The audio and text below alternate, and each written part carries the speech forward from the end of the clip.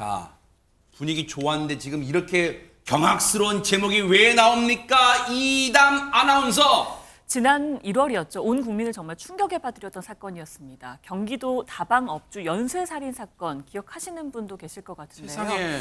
당시 살해범 이영복은요. 경기도 고양시와 양주시에 있는 다방에서요. 일주일 간격으로 그러니까 지난해 연말과 올해 연초까지 2번 혼자 일하던 여성업주를 살해 후에 도망을 갔고요. 세상에. 강원도 강릉에 있는 한 재래시장에서 저녁에 붙잡혔습니다. 어허. 그런 사건이 있었는데요. 네. 이후 드러난 정황에서요. 저 인간이에요? 저 인간 지금? 맞습니다. 이영복이죠. 아마 사진 보시면 기억하시는 분도 계실 것 같습니다. 하하, 네네. 굉장히 충격적인 사건이었고요.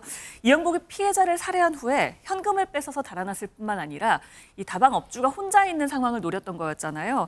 이 중 한 명에 대해서는 성폭행까지 시도했다고 해서 더 큰 충격을 안기기도 저기 했습니다. 사람이 진짜? 저기 사람입니까? 저기 사람이에요 진짜? 고작 30만 원 조금 넘는 돈 그것 때문에 그거 빼앗으려고 세상에 무고한 목숨을 살해해요. 저기 사람이에요. 저 이영복이라는 인간의 모습 보시고 이 영화 보도록 하겠습니다. 계획된 범죄였습니까? 왜 살인까지 저지르셨습니까? 죄송합니다. 도주 중에 다른 범행했습니까? 없습니다. 강력으로 도주한 이유는 어떻게 하실 계획이셨어요? 그냥 무서워서 도망갔습니다.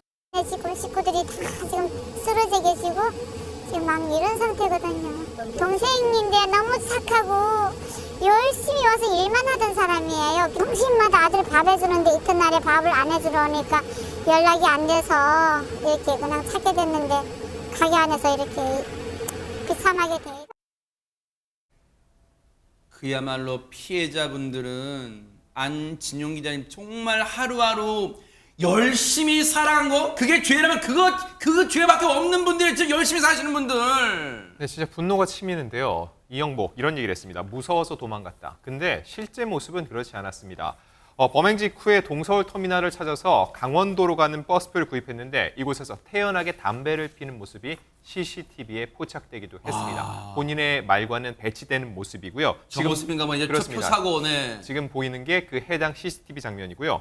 또한 이영복이 범행을 저지른 건 출소 불과 2달 안 된 시점입니다. 뭐라고요? 자, 그리고 또 중요한 건 뭐냐면은 여성이 운영하는 카페, 식당, 술집 등만 노려서 범행을 했다는 거죠. 세상에. 앞서 그 잡혀 들어가는 모습에서 취재진이 계획된 범죄라고 물어봤고 아니냐고 했는데 계획되지 않은데 어떻게 여성이 있는 집만 들어갈 수 있었는지 이것도 굉장히 궁금해지는 대목이고요. 이번 사건이 벌어진 범행 동기에 대해서 교도소 생활을 오래 하다 보니까 스스로 약해졌다고 느꼈다. 돈을 훔치려다 무시당한 생각에 강한 모습을 보여주려고 범행을 했다는 얼토당토 않은 얘기를 늘어놨습니다. 뭐라고요? 지금 이게 저 몹쓸 저 악마 같은 인간이 입에서 나온 다 말인 줄 알아요. 저 따위 말을 지금 범행 동기라고 말하는 거예요 지금? 그러니까 동기가 될 수 없죠. 저건 자기 합리화예요. 말이 되는 소리를 해야죠. 그러니까요. 저런 인간이 지금도 우리와 함께 살고 있다는 게 참 답답한 상황입니다. 네. 그런데 이 사람이 여기서 이런 얘기하는 걸로 끝나는 게 아니에요. 더 황당한 얘기를 했는데 이 사람 결국 강도 살인 등 혐의로 구속 기소됐고요. 의정부 법원에서 재판이 지난달 진행이 됐는데 검찰이 선고를 했습니다. 선고가 아니죠. 구형을 했습니다. 네네. 구형한 게 뭐냐면 사형을 구형했어요. 아하. 검찰은 사형을 구형을 했고요. 그 사형을 구형하는 마지막 그 장소에서 네. 이영복이라는 사람이 미리 써온 재판장한테 변론한 최고 변론을 했던 내용이 있습니다. 네. 그 내용의 일부를 제가 읽어드릴 텐데 네. 써온 편지에 이렇게 써 있어요. 사형 선고를 받는 것은 당연하며 죽는 날까지 사형이라는 무게감을 갖고 살다가 떠날 수 있게 해달라라고 최후 변론을 읽어냈습니다. 무슨 놈의 아니 장유미 변호사님 뭐 연기 대사 읊는 거에 이따위 말을 지금 재판장님 앞에서 그리고 그 피해 유족들 앞에서 지금 읊고 있는 거예요 지금? 맞습니다. 오늘 오전에 재판부가 선고를 했죠. 사형 선고는 하지 않고 무기징역형 선고했습니다. 지금 사형 폐지국가로 분류될 정도로 사형 집행이 이뤄지고 있지는 않기 때문에 이런 점을 사형 선고 대신 무기징역형을 선고하는 그 이유로 재판부가 판시를 했는데요. 세상에. 눈길을 끄는 또 이 설시 내용이 있습니다. 이 이영복 같은 경우에는 교화의 가능성이 있다거나 인간성을 회복할 수 있을 것이라고 기대하기가 어렵다고 재판부가 본 겁니다. 재판 과정 중에 피해자의 합의하거나 아니면 피해자로부터 용서를 구하는 어떤 방식이 전혀 나오지 않았다는 걸 또 유추해 볼 수 있는 부분인데요. 그렇기 때문에 사형 선고를 언도할 수는 없지만 거기에 준하는 이제 무기징역 그리고 사회로부터의 영원한 격리가 필요하다고 재판부의 판단이 내려진 겁니다. 아니 이제 이런 얘기 들으면 진짜 제3자인 저희들도 우라가 치밀어요.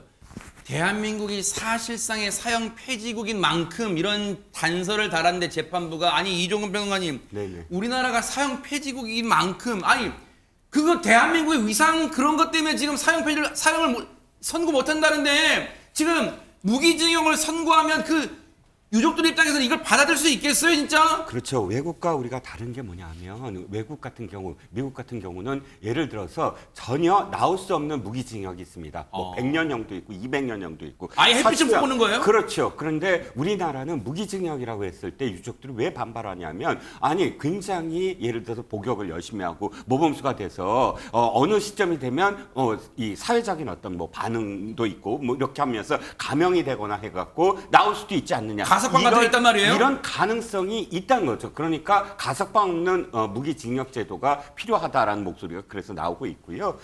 사실상의 사형국가가 아니더라도 2015년까지 사형은 언도됐습니다. 하하. 물론 집행은 1995년부터 집행을 하지 않았어요. 지금 55명의 미결수 사형 집행을 기다리는 그런 이 사형 수가 남아 있습니다. 그런데 언도 자체도 못한다. 이런 법은 없거든요. 아하. 그러니까 검찰이 당연히 구형을 사형을 했고요. 네. 그걸 원했고 그런데 일단은 사형제를 폐지하는 어떤 목소리도 인권에 대해서 굉장히 중요한 어떤 그런 그 의견을 표명하는 거라고 보지만 이런 사건을 보면 사형제가 꼭 폐지돼야 되는가라고 생각하실 분들도 많을 것 같습니다.